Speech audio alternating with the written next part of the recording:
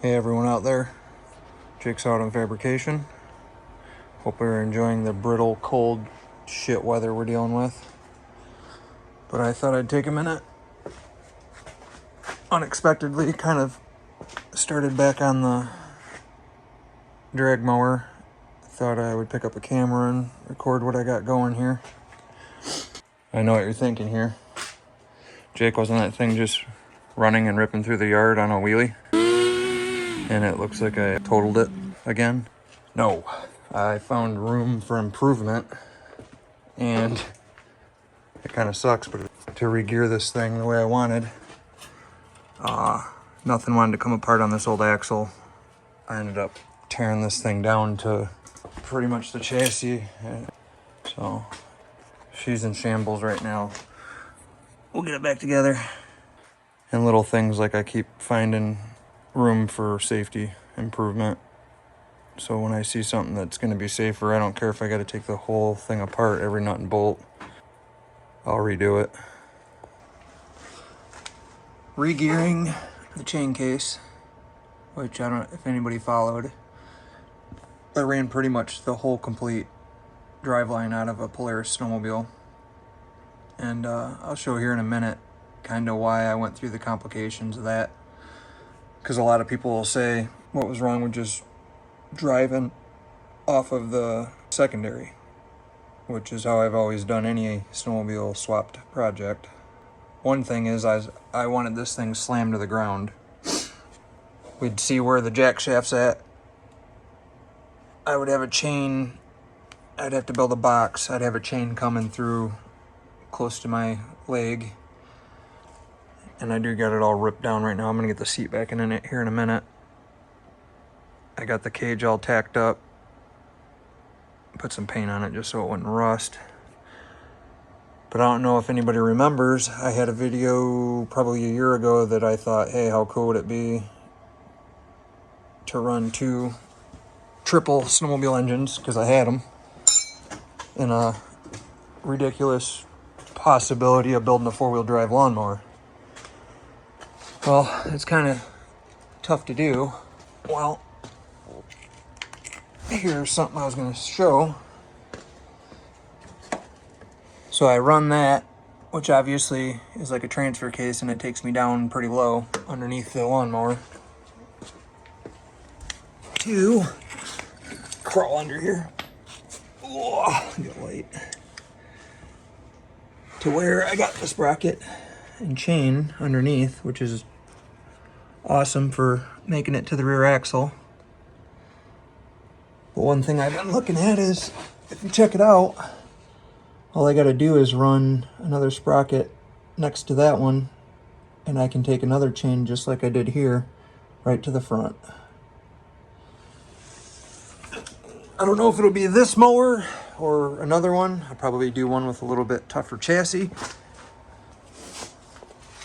But I'll run another 4-wheeler axle pretty much, like I got here. So pretty much I got a 4-wheeler axle in its case welded in the rear. Take that same thing and I'll put it up front. Oh man, this thing is low, it's hard to show what I'm trying to do. Up under here, obviously I'll cut it down, but when it comes out, you know, because obviously if I just left it a straight axle, I would have no steering. But I would chop it short, and then I'll just build a custom U-joint. That won't be the hardest part of everything I've gone through on this, to make it 4-wheel drive. Now, if you're wondering why I would do that, it would be just as freaking insane and crazy fast as one of those 4-wheel drive F1 cars. I mean, it would be reckless. Now this one is borderline, I can't stick any more horsepower to it for the pretty much the thickness of the chassis and everything, unless I just keep welding steel to it. More bars, and I still have a lot of work to do on this one. I've got it, actually spent a lot of time on this cage. Comes around, wraps underneath, swoops back to the front. I'll have it welded to the fenders. This one goes right down to the floorboard. I'll probably have it also hitting the side of the chassis there. But it's like 1, 2, 3, 4, 5, 6, 7, 8. I'll have 8 or so points connecting it to the area which I sit. And then obviously my seat's there. But just threw some coats on it. I was playing around with paint.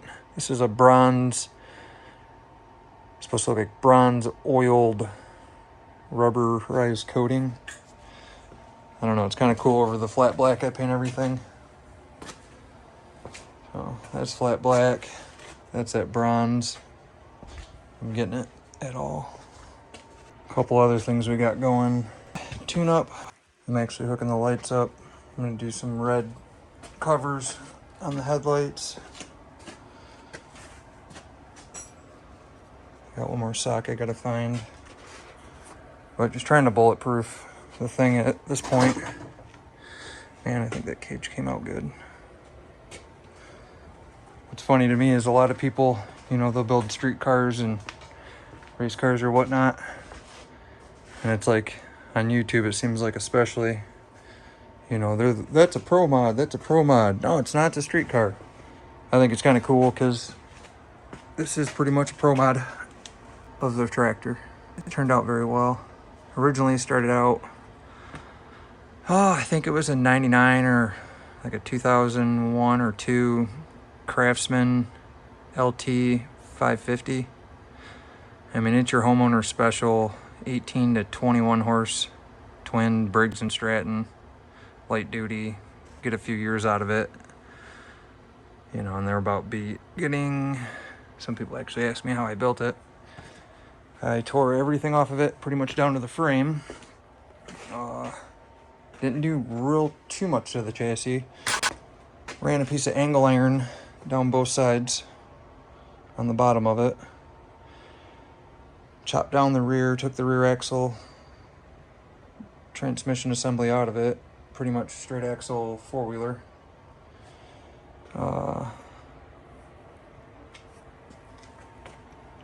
650cc snowmobile motor out of a Polaris. The hood, I mean, other than that chop spot and shaving it here is original. Well, original style. I smashed the last one in an accident. I got 2 big pieces of aluminum. You can see down there. That are probably 3 inches by 1 inch. I ran all the way from the front, back of the dash, to hold the power of the engine, because if you were to put it and bolt it right down to the stock steel chassis of this thing, it would probably try to tear itself apart. It'd rip the bolts through it, bend it, tweak it. It'd just be a headache.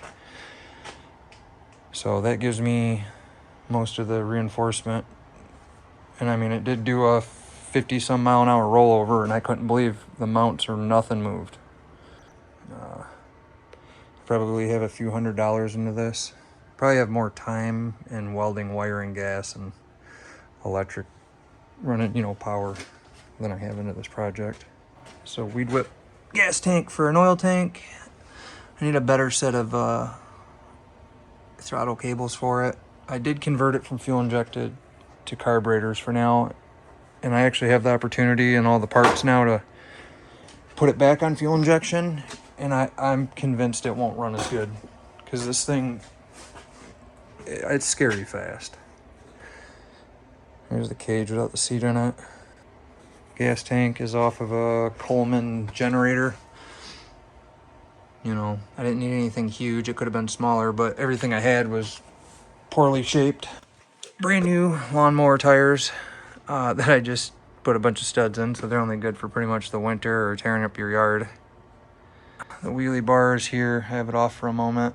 I'm just trying to find spots I think are gonna fail, aren't gonna hold up. Right now I need like a 12 tooth gear. I have a 22, and doing the chain and the drive line underneath of it, I geared it for a little bit too much top end.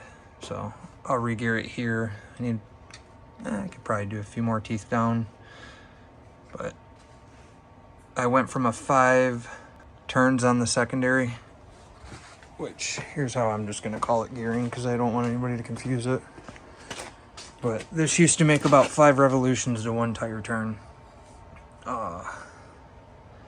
I'm under 2, like 1 and 90% to a tire. So yeah, if we were going for the speed record, if that's about a 200-mile-an-hour gear in it, which would be too much anyways, I need to end up around 3 to 1, because the 5 to 1 I use, it's overpowering it. It just wheel stands and tears up tires, and I could gear it down a little bit and still have some mile an hour. What else we got going?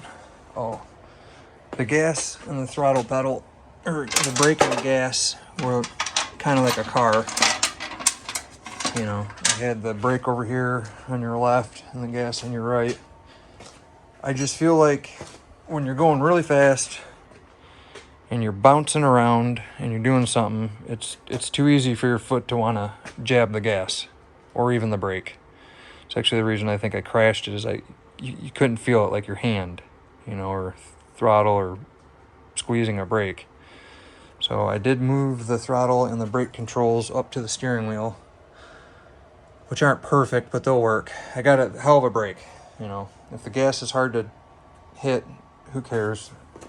When it comes down to it, you want the brake to be easy to hit. Still working on the front tires. That's the tire I'm gonna run. But I gotta move the studs over from this to that. And it was like a summer thing. I bought one just to make sure it was to see what I wanted, and it's actually perfect. And I go back, now it's winter and they don't have any more. And this would be fine if it stayed like this. When I air this tire up, it goes real round and the studs kind of point to the sides. And it doesn't have that smooth walk, it has a gallop. These are aired up right now and they're about flat across. So these studs will work good in it. I do cold cutters, but I don't have enough tread. I mean, these are brand new, they still have the stripes on them. There wouldn't be enough area before they popped it. So your only other choice is to put the stud from inside out. All right, I've been trying to get pretty much a full walk around of it completed. And I know I gotta finish welding it. I'm guessing this is probably the safest way to go fast. I mean, it's probably a little over 100 pounds added weight. And would you bet, right on the rear tires where I don't need it because it already wheelies.